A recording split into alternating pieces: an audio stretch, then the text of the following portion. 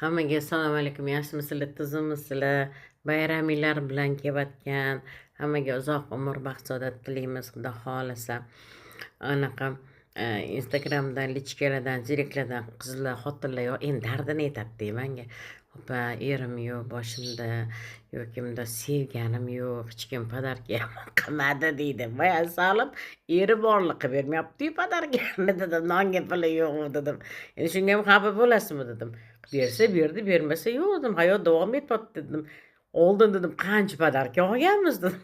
Hozir podarka beradigan paytimiz. Xafa bo'lish hojati yo'q dedim.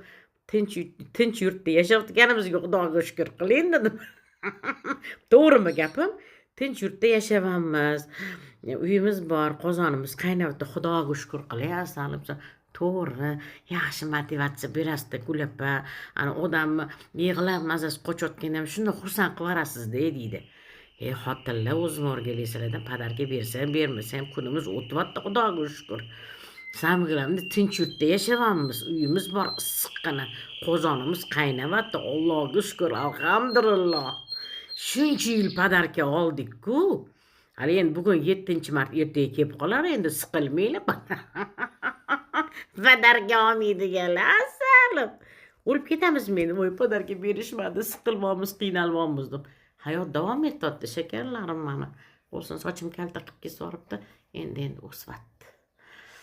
Bayramlarni yaxshi o'tkazib olinglar. Assalom, o'zim o'rgili. Eri borlar ham podarka bermayapti, eri yo'qlar ham bermayapti. Hozir hayot shunaqa. Mёртвый sezondamiz. Zato maza qilib tinchgina televizor ko'rib internetda o'tiribmiz. Shunga ham shukr. Xo'p, jonlarim. Sizlarni yaxshi ko'raman. Bayramlarni yaxshi o'tkazib olinglar. Xo'p, asan. Zaturun nevaralarimiz, kelinimiz, bolalarimiz bor. Xudoga shukr. Yurtimiz tinch, oilamiz tinch.